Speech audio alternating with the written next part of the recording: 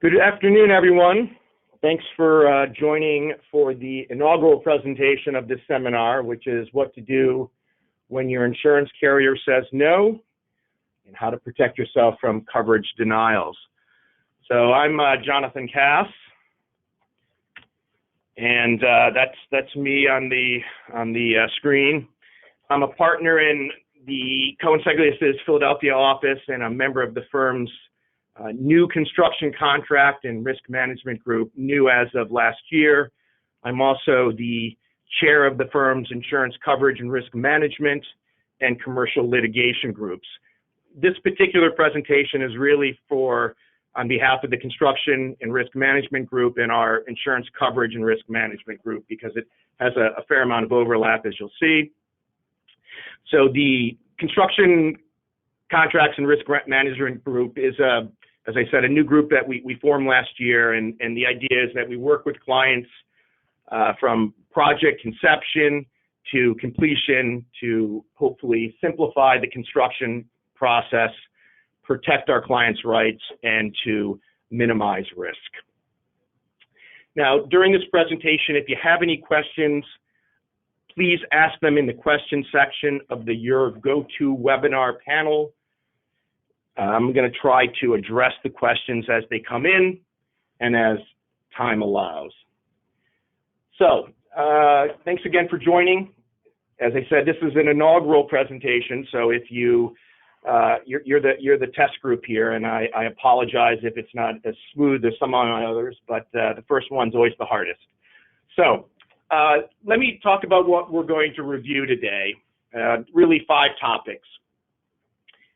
And I know we have a wide group of people here who have a variety of different experience. So I'm going to do some background that may be oversimplified for some of you, but the idea is I want to make sure everybody's on the same page before we get into some of the more substantive topics. So we're going to have a quick background on coverage denials. I'm going to talk about what you can do to minimize the chance that your carrier is going to deny coverage for a claim. So the concept there is you're trying to get out in front of it and try to eliminate the chances of coverage denials, which I think really is one of the most important things we're going to be talking about today. I'm going to be discussing some common types of denials under commercial general liability policies that I often see, and we're going to talk briefly about what a commercial general liability policy is and what it does and does not cover. We're going to talk generally about denials under builder's risk policies, which, as many people know, is a property policy that's project specific. And then finally, we're going to conclude with my recommendations on what you do when you get a coverage denial letter. And I'm going to be candid with you. There's going to be some shameless self-promoting during this presentation with a lot of recommendations to call me. But so I apologize in advance, but the marketing folks always ask me to do a shameless self-promotion. So what is a coverage denial? It's simply when an insurance carrier has made a determination that there is no coverage under the policy issued for the claims being asserted. And as a threshold matter, typically what we're talking about here is your company has been sued. You submit it to your insurance carrier through your broker, and you request that they provide coverage. And when providing coverage is really 2-part. One is the defense, which is hiring the lawyers, and the other is to indemnify you, which means to agree to pay any settlement or verdict that's necessary to resolve the case. Oftentimes, when it's just on a claim basis, meaning there's no lawsuit, but you've gotten a notice of a claim, and you send that off to your insurance carrier as you're supposed to put them on notice that there's a potential lawsuit that may be filed in the future, you'll get something back that essentially says, we acknowledge this and we're investigating it. They may or may not send what's referred to as a reservation of rights letter. It's difficult to do because they don't really know at that point what the claim specifically consists of. So real brief background on what type of denials we're talking about. So in a commercial general liability policy, which is what CGL is the acronym that I use. What you're talking about is a denial of claim being asserted against the insured, meaning your company, and not a claim that you've asserted against someone else. So we're not going to be talking about when you bring a claim against someone else, they submit it to their insurance carrier, and the insurance carrier writes back to you and says, your claim is denied. We're talking specifically about coverage and receiving responses from your insurance carrier as to whether or not there's coverage for a particular claim. For a builder's risk policy, we're talking about the denial of claim that has been submitted to the carrier for damages that you've incurred on a project. And we'll talk a little bit more about builder's risk, what it means, what kind of policy, what it provides coverage. Because I assume people are more familiar with CGL policies than builder's risk policies. So, as I said in the introduction and when we're talking about the topics, I think the real key here to take away from this seminar, other than to call me when you have a problem, obviously, is what you can do to minimize denials. So that's what I want to talk about first.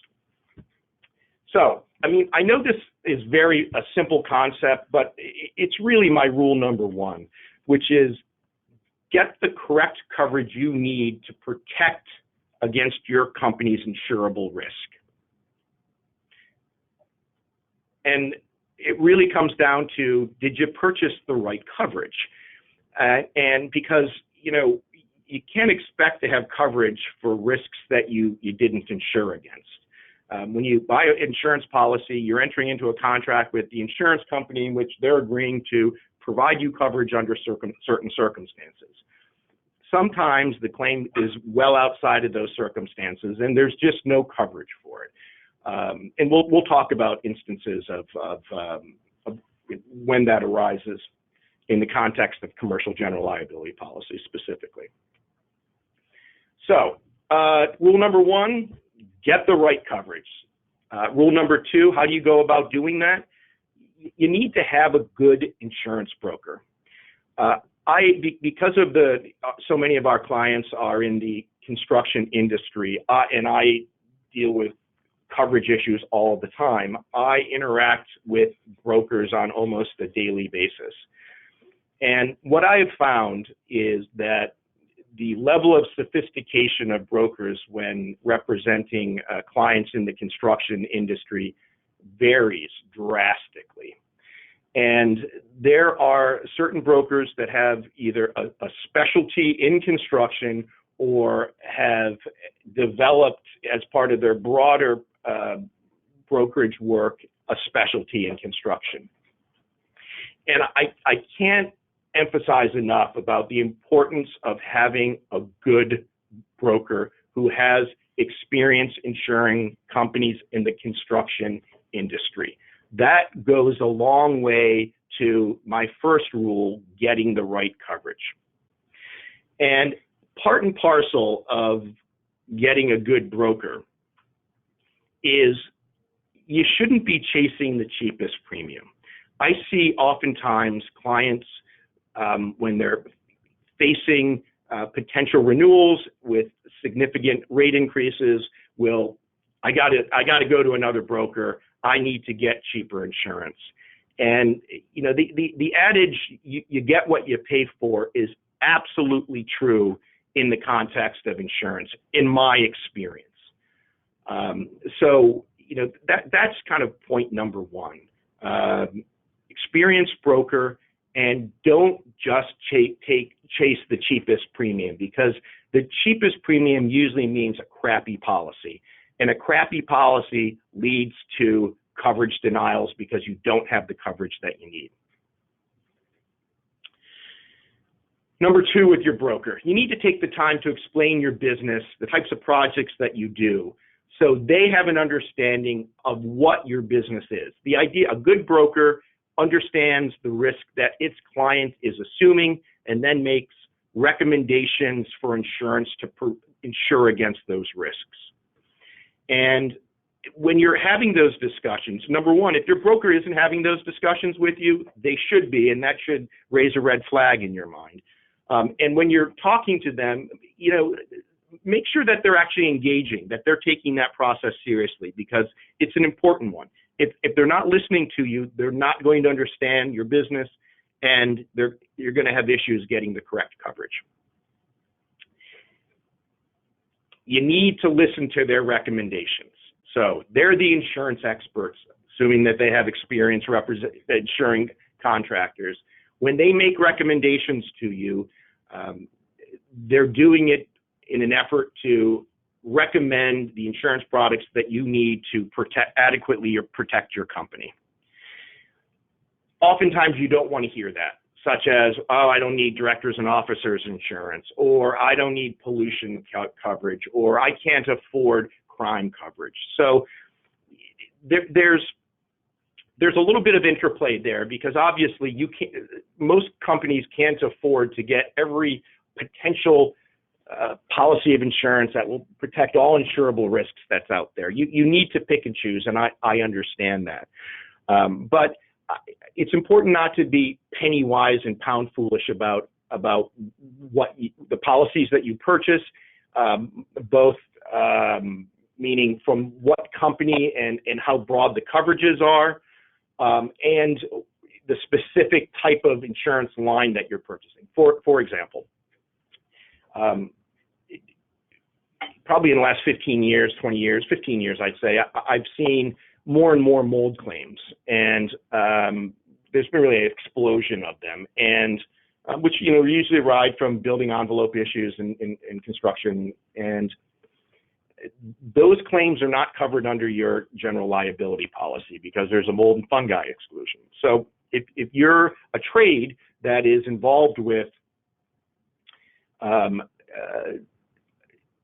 work that could potentially lead to water infiltration, if you're doing roofing work, any type of building envelope roof work, there's a potential for mold, and for a water infiltration and for mold claims. And if you don't have a pollution policy, you're not going to have mold coverage. And when you get sued and there's an allegation that there's mold, it's not going to be covered under your general liability policy. Now, if there are other allegations along with mold, you might be able to trigger coverage because of the other property damage allegations, but you're not going to have coverage for mold. And that's both for cleanup costs associated with mold that can be significant, as well as for personal injury. It's a hot issue right now with personal injury. Plaintiff's attorney has been for a while to allege mold. And if you get sued for personal injury claim that has a mold allegation, you're not going to have coverage for that mold exposure and the personal injury claim related to that. Rule number 3, you need to understand what you're covered for and what you're not. You have to have reasonable expectations as to what your insurance company is supposed to do. And that means kind of understanding what these policies, what they cover and what they don't cover in a broad sense. I always joke when I laugh to myself when I see, I'm sure you've seen trade contractors, usually in the residential context, driving around, and there's something on the truck that says fully insured, which I think is intended to mean that don't worry, there's an insurance company backing all the work that I do. Well, as I always say, fully insured doesn't mean insured for everything. The best you can hope for is that they have the coverage that particular trade should have, but that's it. So what is as part of being informed, what do you need to know generally about a general liability policy? Well, it provides coverage for bodily injury and property damage caused by the insured's negligence in the broadest sense. It provides coverage for other types of coverage as well, but for the purposes of this presentation, think of it as bodily injury and property damage caused by your company's negligence. And it provides coverage during 2 specific time frames. When you're doing something, let's talk about a project scenario. When you're doing work on a project, that's called ongoing operations, and it provides coverage for you when you're something happens while you're working on the project. One of your guys drops a bucket off the roof and hits someone in the head. That's personal injury arising from negligence. It's going to be covered hopefully under your general liability policy. It also, a CGL policy also provides coverage after the project's done. That's called the completed operations portion of the policy, completed operations coverage. And that coverage is after the project's done, something happens and a claim's made against you. Let's say you're a mason, you constructed some steps. 3 years after the accident, after you completed the project, someone's walking down those steps and falls. The plaintiff's attorney investigates, determines they weren't billed to code, gets your name, you end up getting sued. That's going to be handled under the completed operations portion of your policy. So, general liability policies. In a general sense, they don't insure business risks. Business risks are excluded. And what do I mean by that? Well, there's insurance companies look at your business and they say, look, we insure you against negligence that causes personal injury and property damage. We're not interested in basically insuring you for the risks that go along with for example, being a roofer. If you put on a bad roof and that roof has to be replaced, they're not going to provide coverage to you for your faulty workmanship. So that whole fully insured, you're not fully insured for your faulty workmanship. So that's one of the business risks that is not going to be covered, and we'll talk about that in a little bit more detail. Another business risk is, for example, damage to property that you're working on. If you're working on something and it's somebody's property and you damage that property during your work, typically that's not going to be covered. If you get sued for a breach of warranty claim, they're not interested in warranting your work. If you gave somebody a warranty and you get sued because you didn't comply with that warranty, that's not going to be covered under your general liability policy. And the same with breach of contract claims. What carriers are looking for when they see a claim, a CGL carrier specifically, they're looking for, is there allegation of personal injury? Is there an allegation of property damage? And as someone said, negligence. And that really is kind of the threshold that the carrier is looking for when determining whether there should be coverage. As part of my rule number 3, which is understand what's covered and what is not, let's talk about builder's risk insurance. What is it? It's a type of property insurance which provides coverage to buildings when under construction or renovation. So it's not a liability policy like a general liability policy. It's a property policy, and it's providing coverage for materials, fixtures, or equipment should those items, should the materials, fixtures, and equipment sustain physical loss or damage from a covered cause of loss. So that's the basic what a builder's risk policy. Property, it's a property policy that provides coverage for the materials, fixtures, and equipment that go into the project. And if those are damaged during the project and the damage arises from a covered cause of loss, then you have coverage under that policy. If not, you don't.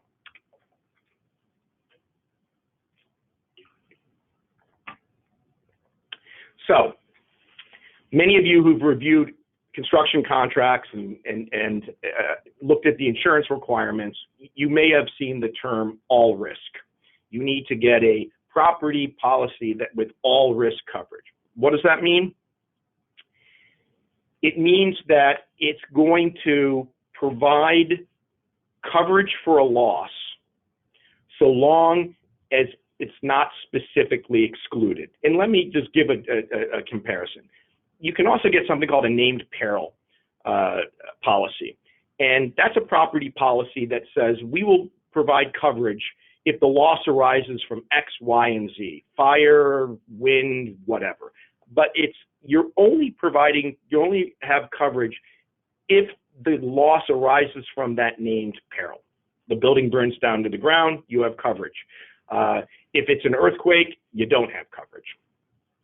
An all-risk policy sort of flips it and says you have coverage unless we've specifically excluded. So we're not going to say we're not going to look at what the actual peril, what caused it to happen. We're just going to see whether or not there's an exclusion that applies.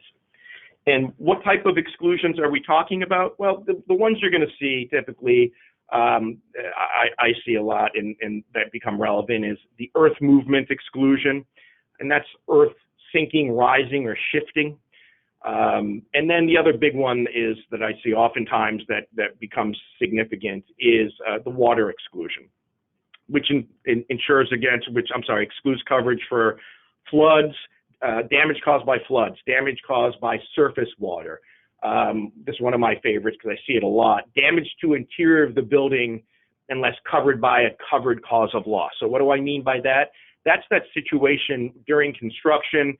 There's you have temporary protection in place, and there's a problem with the temporary protection. As a result, water gets during a storm comes into the building and damages some interior finishes that have already been installed.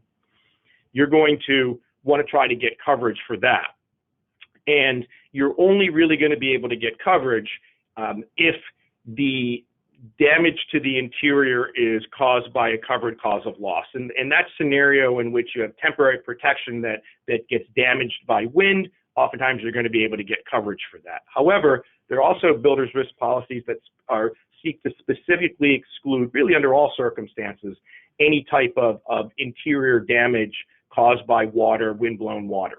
So that's something you need to look out for. Now, builder's risk goes without saying. Coverage provided is really, it's only as broad as the coverage purchased. So you can't expect to get coverage for things that you didn't purchase. So if you want coverage for damage caused by floods, you need to make sure that you purchase that. If you are in an earthquake-prone area and you're concerned about earthquakes during that project and your project being damaged by an earthquake, you got to get earthquake coverage on it. If you want to make sure that there's coverage for delays that may result if you have a claim and how that impacts the project and whether, for example, there's a liquidated damage provision in the contract in the event of delay, or if you're the owner, it's your policy, you're worried about if the project's delayed, lost profits, you can purchase that coverage, but you need to, if you want it, you have to purchase it. Rule number 4, and this is the sort of that confluence between our construction contracts and risk management group and my coverage group. It's really, really important to have good insurance requirements in your contracts when you're pushing risk down. What do I mean by that? This applies if you're an owner and you're contracting with either a general contractor or a construction manager. If you're the owner, you want to push that risk associated with that project down to the general contractor or construction manager that you have engaged. As the property owner, you have a non-delegable duty to make sure that the property is safe for people who are on it, and there's going to be a lot of people on that building your building, and you want to make sure that that risk is pushed down to the general contractor, because after all, they're in charge of the project and have the best opportunity to make sure that the project is operated safely. Having had that risk pushed down to the general contractor turns around and pushes that risk down to the subcontractor. And that is all done through insurance requirements in either the owner's contract with the general contractor or in the general contractor's contract with the subcontractor. And we're going to talk about generally the specifics of that risk shifting, but generally it's insurance requirements in these contracts pushing that risk down. That's the way to think about it. And I always say, does your attorney who drafted your form contract that you're using, either if you're an owner or if you're a general contractor, do they really know what they're doing? And the answer is, a lot of the time, they really don't. They don't have, even if they have construction experience and they're a construction attorney, they're not insurance experts. They don't have a real understanding, a fundamental understanding of the insurance coverages that a contractor, a GC needs if it wants to push down to its subcontractors and owner down to the GC. So it's really important to make sure, as I said, if you want to get the right coverages, you really need to have a good broker. And if you want to have good contractual requirements that relate to insurance, you need someone who knows what they're doing. I see terrible provisions all of the time, and it's obvious to me that the person who drafted them had no idea what they're doing, and as a result, they have severely prejudiced their client in the ability to push the risk down, and we'll talk about what they often forget. So when I say you're pushing the risk down, two real ways to do that, I always think. Coverage for contractual indemnification claims and coverage as an additional insured. I always think of it as the belt and suspenders of risk shifting. You're pushing that risk, and I'm just going to use, for the make it easy, the general contractor pushing down to the subcontractor. If I'm a general contractor, I want a strong indemnification provision that requires the subcontractor to indemnify me for claims for personal injury or property damage that arises from the subcontractor's work. And I want to also be covered under the subcontractor's number of its policies as an additional insured. I want that in the event that if in fact I get sued for something that arises out of that subcontractor's work, I can seek to be covered under the subcontractor's policies, either directly as an additional insured or indirectly through a contractual indemnification claim. So if you want the subcontractor to have insurance coverage for that contractual indemnification claim, you need to specifically include the coverages you're seeking for that in your subcontract. So for example, in my form subcontract that our clients use, we have this language: the policy shall not include ISO endorsements CG 2426, CG 2139, or any other endorsement that limits or seeks to limit or change the definition of insured contract as set forth in CG 0001-1204. What the hell does that mean? And let me tell you. ISO is Insurance Services Organization. They make standard endorsements and forms that are used in the insurance industry by most major admitted carriers that you're going to do business with. And the CG 2426 and the CG 2139 are two forms that oftentimes get added by carriers to a general liability policy. And they limit that contractual indemnification coverage that's typically available under a general liability policy. The CG 2426 limits it, and the CG 2139 completely eliminates it. So if you're doing business with someone who has a CG 2139 endorsement on their policy, that means they have no coverage under their general liability policy for that contractual indemnification obligation that they assumed in the contract with you. That means that you can't rely on the backstop of their insurance carrier to provide coverage to them for that contractual indemnification claim you're asserting against them. Rather, they're self-insured, and that's not the purpose of the risk shifting when you're trying to get backstop of an insurance carrier behind your subcontractors. So if you want to make sure they're adequately insured and you're a general contractor for that onerous contractual indemnification provision that you've included in your subcontract, you need to include language like that. The same applies to additional insurance coverage. You don't want to just say, I need you to name me as an additional insured under your policy. That really means nothing and really doesn't help you at all. You need to include specific requirements that set forth the type of coverage you want them to get. So, for example, you want to say require specific additional insured endorsements, CG, there's a little typo there, CG 20 10-0704 and CG 2037-0704. What does that mean? The CG 2010-0704, that's for additional insurance coverage for ongoing operations when you're working on a project and a claim arises. And CG 2037-0704 is for completed operations coverage. Now, that 0704, let me just digress for a quick minute on additional insurance coverage. Many of you, if you've looked at construction contracts long enough, you've seen that reference to the 2010 1185. That's the holy grail of additional insured endorsements, generally no longer available in the marketplace. That was extremely broad additional insurance coverage. And if you're a general contractor pushing down to a subcontractor, that's the endorsement that you wanted. I still see it very commonly in insurance contracts, but the reality is it's very, very difficult, if not impossible, to get that anymore. That 1185 is a reference to the date that endorsement was promulgated by ISO, by the Insurance Services Organization. So it would be November of 1985. The rule of thumb when it comes to additional insurance endorsements is that the older the date, the broader the coverage. The more recent the date, the crappier of the coverage. So 1001, there's a version that's not as good as the 1185, still pretty good.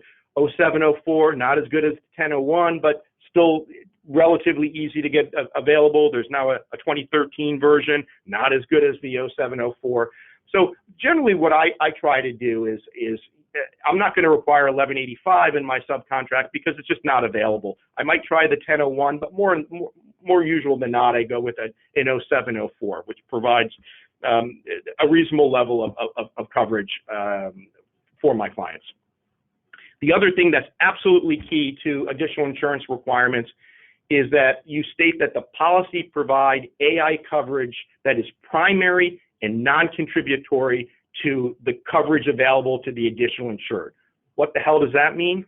That means that if I'm an additional insured under the subcontractor's policy, I want that policy to be primary. I want that policy to respond before my policy has to respond. And I want both the primary policy to respond and then which is a little different in New York, but in Pennsylvania, New Jersey, most other states, I want both the primary policy to respond and then its excess policy to respond if they have one before it comes back to my policy. If you don't say primary and non-contributory, what inevitably happens is you say, I'm an additional insured, you tender their carrier, and they say, yes, you're an additional insured, but your policy goes first, and after your policy's over, then our policy kicks in. That's not what you want. You want their policy to go first, and it only is going to happen if you say the requirement that's primary and non-contributory to the coverage that you have. You got to have the magic language. I see that omitted time after time after time. It's a disgrace.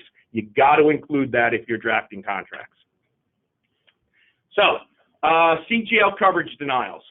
I don't see any questions yet. If anybody has any questions, please let me know as we go through. Happy to answer them if I have time, and I understand them, of course. So, what kind of commercial general liability denials do I see typically?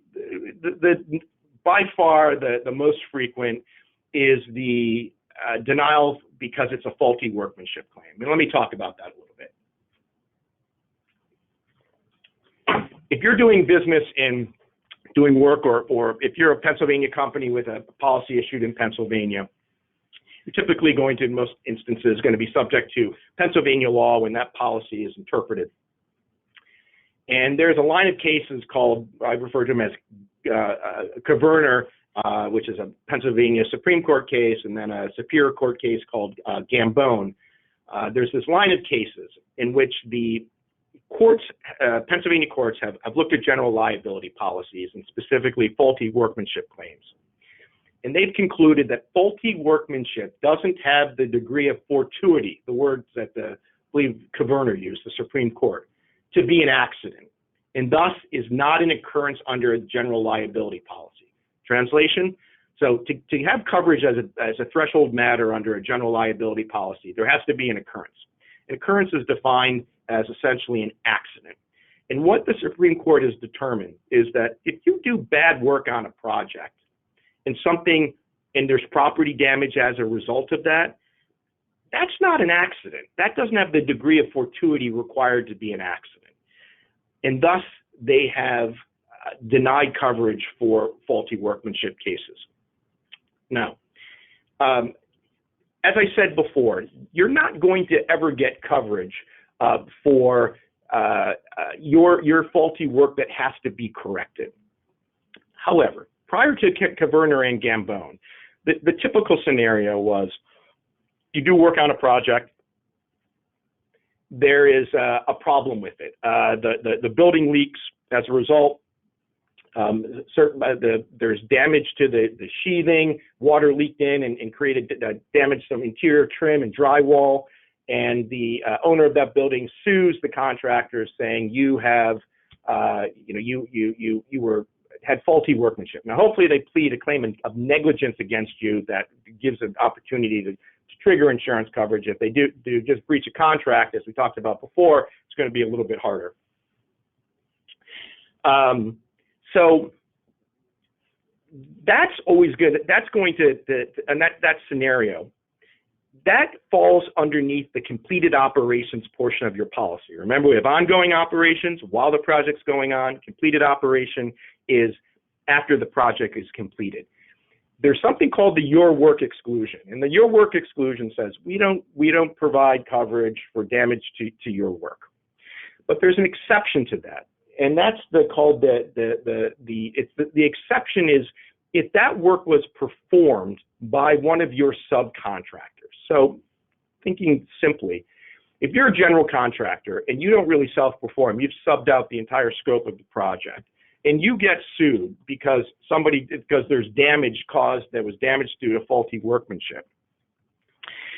Before Burner and Gambone, you were typically going to be able to trigger coverage under that exception to the your work exclusion. Because that work was done by one of your subcontractors, you fit within that exception to the your work exclusion, and you could get coverage for it. After the Burner and Gambone, you no longer were able to get coverage for that. Now, this is not a concern in New Jersey, if you're a New Jersey company or a Delaware company. This is an unfortunate situation that's unique, at least in this area, to Pennsylvania and only Pennsylvania. There's a minority of very few other states scattered throughout the country that have this terrible interpretation of insurance, which is just wrong. But luckily, it's only in Pennsylvania. And the good thing here is we're starting to kind of chip away at this Burner and Gambone line of cases. It hasn't been reversed completely, but we're making some progress.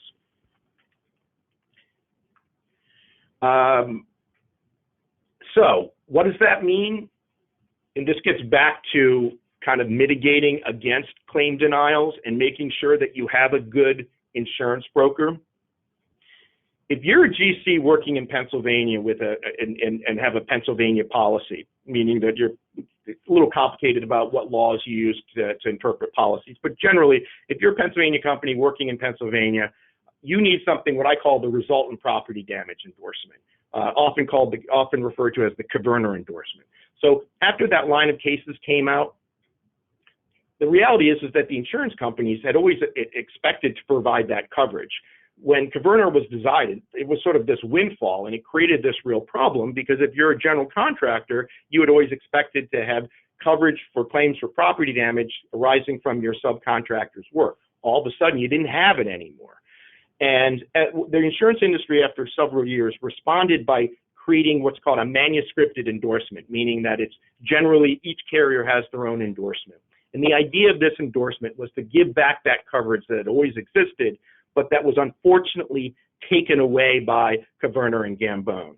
So it restores coverage to the GC who gets sued after completion of project due to faulty workmanship of subcontract when there are allegations of property damage. So you can, if you have your policy handy after this webinar is complete and you're a general contractor, flip through and see whether you have that endorsement. And if you're a subcontractor who subs out work, you should do the same thing. Very important, generally available, but your broker needs to know of the issue, and your broker has had to negotiate the inclusion of that endorsement in the policy. Another sort of common CGL coverage denial, as I said before, is a breach of contract claim. Generally, when you're a contractor and there's a dispute with the owner, the claim arises out of the contract that you entered into. And oftentimes what will happen is that claim will be pled as a breach of contract claim. So there's no words of negligence. It just says we entered into a contract, you had responsibilities under this contract, you didn't meet those responsibilities, you breached the contract, I sustained damages. That's problematic for you if you're trying to get coverage for a breach of contract claim, because a CGL policy exclude coverage for bodily injury or property damage, and this is a quote, for which the insured is obligated to pay damages by reason of assumption of liability in a contract or agreement. So if you get sued for a breach of contract, even if potentially would be covered if it was pled in negligence, you're more likely than not they're going to deny coverage because it says breach of contract and there's an exclusion for breach of contract claims. Getting back to the discussion about pollution policies, mold claims are excluded. So claims for costs associated with remediating mold and bodily injury caused by mold, as I said before, that's all going to be excluded on your general liability. So if you're in situations in which you likely have potential for claims for mold exposure, if you're a roofer, building, you do siding work or stucco, if you're a plumber, HVAC guy, there's a potential for that, and you have to think about whether you want to protect yourself against those claims.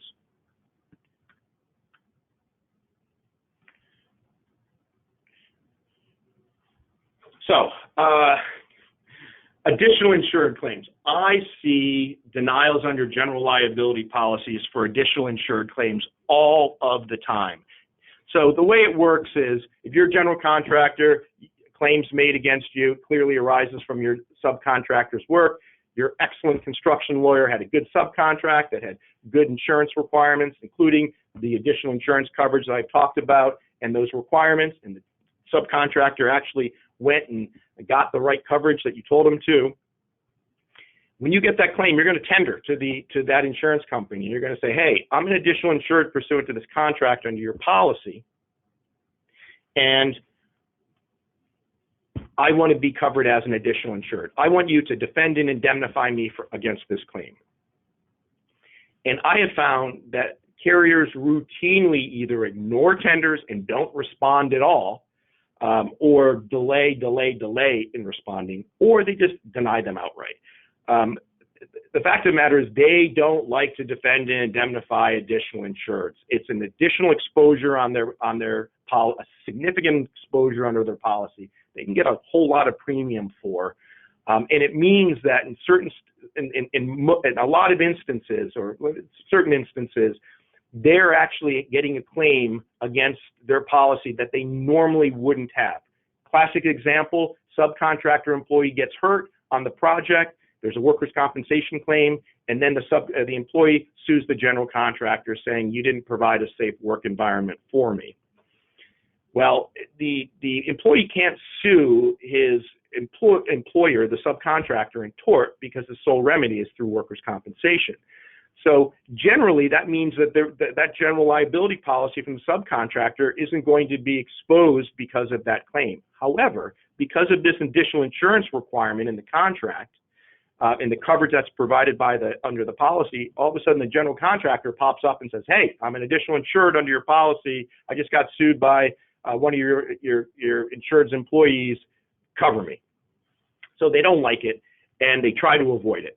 But I see it over and over again because it's such general contractors really want to protect themselves using that AI coverage. So they're including these requirements in the subcontracts, and they really want to push it off to the subcontractor's CGL policy so their policy isn't taking the hit. So I see it all the time. It's a huge issue. And any attorneys who deal with this who are or listening to me or still listening to me, I'm sure they would agree. So that's general liability coverage denials. Let's talk about some common BR coverage denials. And this is, I mean, it's a little bit, this part is a little bit different because what I generally find with builder's risk claims, it's not as if, it's similar to general liability in that, look, you only get coverage for what you purchased, unless the carrier is not doing the right thing. But it's even more true with builder's risk. And it creates some issues because of who usually purchases the builder's risk policy and then compared to who actually seeking coverage for damages that under that policy. So typically the owner purchases the builder's risk policy, but as I said, it's the general contractors and subcontractors who are relying on the coverage when something happens on a project. So it's not within your control if you're a general contractor because you didn't buy the policy. You didn't have the opportunity for your smart broker to get the policy that has the correct coverage for that particular project. What I often see when claims arise is the owner didn't purchase the appropriate coverage. They didn't include coverage for a flood. There is a interior damage endorsement on it, which they really shouldn't have done. I don't usually see it in terms of limits unless it's a sublimit issue. It's more of the sort of add-on coverage that you need, coverage for soft costs, coverage for delay, things like that. So for the GCs out there, you know, one of the things you should consider is whether you want to contractually agree to purchase that builder's risk policy so that you can control the coverage. Say to the owner, hey, look, I want to go out and purchase the policy. Now, you're obviously include that in your bid, but that gives you a level of control that you don't have when the owner's purchasing the policy. Now, if the owner's like, no, it's my project, I want to purchase the builder's risk, which is a reasonable position. See if you can collaborate with the owner regarding the purchase of the coverage so that you can have a dialogue as to what's being purchased and see what for example, see what the owner's broker, what their proposal is so you can review it, give it to your broker, perhaps get some comments on those coverages and enter into a dialogue with the owner. Because really, think about it, if the policy provides the appropriate coverage, it benefits the owner and benefits the general contractors and it benefits the subcontractors. The rub is always how much the premium is. So that's what can interfere with what is otherwise a logical exercise that makes a lot of sense to fully cover. Again, if you're purchasing a builder's risk policy, whether you're an owner or a subcontractor, make sure the broker knows what they're doing. You know, some brokers just don't have an expertise in you know, it's not a standard property policy. It's a project-specific property policy, and it requires a certain level of expertise. And, you know, you want a broker who knows what to ask from the carrier, because the carriers typically don't willingly give the bells and whistles. And you want to make sure, to the extent you want to appropriately insure that project, you get the appropriate bells and whistles. So your broker needs to understand the project and the potential risks, and if they don't, they're not going to get the correct coverage. And you have to have realistic expectations. You have to understand what the policy covers and what it doesn't cover, and you want to do that at the time of purchase, not when something happens and then realize, oh my God, we didn't get the right coverage. It falls into that old adage, what is it? A pound of something is worth an ounce of prevention is worth a pound of cure. It really, really makes sense when it comes to insurance. That adage really holds up. Another thing that I see, not so much as builders risk denials, but I see them all the time. The owner won't submit a claim for some reason. We have general contracting clients who get into disputes with the owner, who's the named insured under the policy, and typically controls the process in which the claim is submitted to the carrier. They won't submit it, and for the life of me, I don't understand it. I really think it's due to a lack of sophistication, because normally when you buy a builder's risk policy, it's a one-and-done policy. It covers that project and that project only. If there's lots of claims on the project, you're not buying another builder's risk policy for that project. So having a loss history isn't going to impact you going forward. So I always say party on that policy. If there are claims that are covered, you should submit them. But for some reason, there are owners out there who don't have that attitude, And I've seen this really become a problem. And one thing that GCs and subcontractors, if they're running into this, you can rely on some contractual provisions that you typically see in an AIA with the owner, which is, for example, this builder's risk insurance, which I've said is purchased by the owner, shall include the interests of the owner, general contractor, and subcontractors. I've pushed back on situations and said to the owner that by not submitting the claim, they're breaching portions of the policy. You know, there's another language that says they have to act as a fiduciary when adjusting claims. So there are ways of pushing back, but that's a problem that I see. More so than denial, really, you can't even get the damn claim submitted to the carrier in the first place. So that's a way to deal with that if that happens to you. So, denied. You've gotten a denial. What the hell do you do? And what is it? So, a denial is, when I talk about a denial, what it means is you're going to be getting it's in the form of a letter, and it's from the carrier. It shouldn't be your insurance broker saying to you, no, they're not going to provide coverage for this, or they told me that they're not going to provide coverage. No. You want a formal letter from the carrier setting forth what their coverage position is. Now, a denial letter is different than a reservation of rights letter. A reservation of rights letter, as the carrier has reviewed the claim, oftentimes the allegations in the complaint, we'll talk a little bit about that. They've compared it to the policy, and they have made a determination that there may be coverage under the policy. And usually, when there may be coverage, the effect of that, if a complaint has been filed, is that they will agree to defend, and we'll talk a little bit about that. So the letter that you receive, it's a denial letter, explains the basis for the denial. And in doing that denial, what the carrier is supposed to have done is that they look at the allegations, the factual allegations in the complaint, and the claims that have been asserted, if it's a breach of contract, negligence, breach of warranty, in that complaint that's initiated the lawsuit, and they compare those allegations and those claims to the terms and conditions of the policy, and they figure out whether there's coverage. And I can tell you, having seen hundreds of these letters, that they're usually long, they're badly drafted, unless coverage counsel has drafted them for the carrier. But when they're drafted by coverage counsel, they're even longer. And it's written in English, but you're looking at it and reading it over, and it's like gobbledygook. It seems essentially meaningless.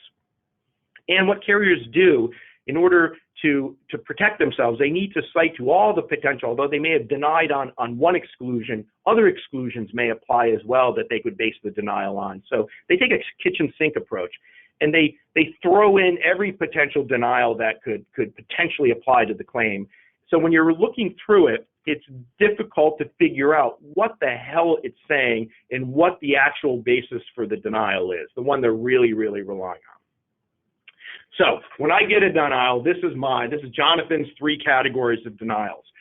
This is how, in my mind, I look at these and try to kind of organize them. The different situations in terms of as coverage counsel and what my recommendation is going to be to respond. The first one, and the one that I hate, is the carrier is absolutely correct and there's nothing that you can or you should do about it. And it's hard for clients to hear, but sometimes the carrier is right, as hard as it is for me to admit. The claim falls outside of the coverage provided by the policy, and there's no argument, realistic, good argument that we have to dispute that. It's a loser, you're going to lose, and it's not worth fighting about, is the position that I take. Second category is the carrier's wrong, and you should aggressively dispute the denial. They screw up. Carriers make mistakes all the time. And I have seen over and over and over again situations where the carrier said there's no coverage, they denied it outright, and we've been able to dispute the denial, have the coverage denial reversed, and have them agree to defend under a reservation of rights. And why is that important? If you can get them to agree to defend on a reservation of rights, it means they're paying for the lawyers. And the lawyers in litigation generally is expensive, and you'd rather have them paying for it than you paying for it. The third category is, the way I talk about it is, the carrier may be right, but I think there's something that we can do about the denial. And that those fall into the category of, you know, there's a little bit of art, some science, but to interpreting policies. And they may be right, but we may be able to develop an argument that shows that the provision's ambiguous, or they're not interpreting the allegations in the complaint correctly. So it falls into a gray area, but it's a gray area that it's worth pursuing. So what are we trying to accomplish when we get a denial letter that we want to respond to? We're trying to, if it's a liability claim, not talking about builder's risk, we're trying to, as I said, trigger that duty to defend. We want to have them pay for the lawyer, because your general liability policy provides, it has a duty to defend, hire the lawyers, and a duty to indemnify, pay for any settlement or verdict. Oftentimes in a case, the cost of litigating it may well exceed the actual settlement value of the case. And you want the carrier to be paying for it, as I said, not you. And as our coverage friends, if they're on the line, know, the duty to defend is broader than the duty to indemnify. What does that mean? Is if there is a possibility that there is potentially coverage under the policy, then the carrier has an obligation to defend it. Now, it may turn out that there isn't, but until there's a determination that there absolutely isn't coverage under the policy, meaning there's no duty to indemnify, the carrier has to provide a defense. So what we're trying to trigger a duty to defend, get them to hire the lawyers. And one way we do that, obviously, is we're trying to convince the carrier that based upon those allegations in the complaint, there may be coverage under the policy. And if there's a may, they got to hire the lawyer. So that's the key there. So you receive a denial. What do you do? Well, first discuss your denial with your broker. If you have a sophisticated broker, they're going to be able to help. They're going to help you understand and respond to the denial. They may well be able to assist you in resolving it without the need to hire me, hire coverage counsel for you. Unfortunately for us, that is the case, but it's the reality. And that's actually great for, I want to see my clients have good brokers who can intervene and get things resolved with the carriers. And good brokers can do that. So your first thing you need to do is talk to your broker about it. Now, the problem with that is non-sophisticated brokers really aren't going to be good at that. Good brokers who have sophistication in coverage matters and claims, they're going to provide some assistance to you that's really valuable. If you don't have a sophisticated broker, smaller, doesn't really understand insurance coverage as it relates to the construction industry, you're going to have harder time. So that's the first thing. Talk to your broker about the denial. Second, and this is the part of the shameless self-promotion of the presentation, you want to call a coverage attorney, whether it's me or someone else. You want to call someone who has an expertise in this. Because what I'm going to do when you call me, and I'm going to ask you to send me over that reservation of rights letter, or the denial letter typically. I'm going to ask you to send me over whatever copy of the complaint that was filed against you. And I'm going to ask you for a copy of the policy that applies to the letter that was issued by the carrier. And I'm going to look at it. And the first thing I'm going to do is I'm going to try to think of those three categories that we were just talking about, 1, 2, and 3. And I'm going to try to figure out where we fit into. And if it's category 2, which is the wrong, and there's absolutely something we can do about it, or 3, maybe it's a gray area, but I think we can do something, you should absolutely consider disputing that denial. If we're able to get that reversed, get the case defended under a reservation of rights, you're going to save tens of thousands of dollars in attorney's fees. And likely what's going to happen at the end of the day, notwithstanding the 14-page reservation of rights letter, oftentimes the carrier is going to pay to settle the case as well. We got to go quickly because we only have a minute left. So, when I'm responding to denials and you've decided to engage me, what do? First thing I do is I'm going to send a letter to the carrier and explain why their denial is incorrect. At the same time, I'm going to work, especially if you have a good broker, I'm going to work with your broker to put pressure on the carrier to reverse the denial. I'm going to be pushing from the claim side and on the law side, but I want the broker to push from the business side. And that's very important. I've been beating my head against the wall on the legal side. The broker gets involved and is able to push from the business side because they write a lot of business with this carrier. The broker is an important client of the insurance carrier. The business people can override the claims people sometimes. So I think it's a kind of the lawyer pushes and the broker pushes. That's the best way to go. And then if all of that fails, what we do is we file a declaratory judgment action seeking a determination that there's coverage. So you got to get involved in litigation to have the court make a determination who's right. And it can be expensive, but not always. And sometimes even filing a declaratory judgment action will get the carrier to reconsider a denial and work out an arrangement where they'll defend under a reservation of rights. So that's it, 1 o'clock. Does anybody have any questions that there were a couple here I'm more than happy to deal with. If anybody has a question I haven't answered, give me a call. I'm more than happy to answer it for you and talk about it. But appreciate you joining this inaugural version of this webinar. I know I talked quickly, so I apologize for that. Hope provided some value added to you. The slides that you saw and the link to the recording will be circulated by our marketing department via email pursuant to your registration. So keep an eye out for the email. And I believe the link to the recording, which is, I'm not sure why you'd want to hear it again, but it's available on our website at cohenseglias.com. And people who missed it or you want to send it on to them, please feel free to do it.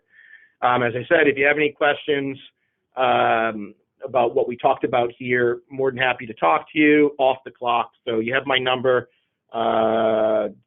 My direct dial is 267-238-4736. Give me a call. But thanks for joining us, and great to talk to you, and appreciate you doing so. Thanks a lot.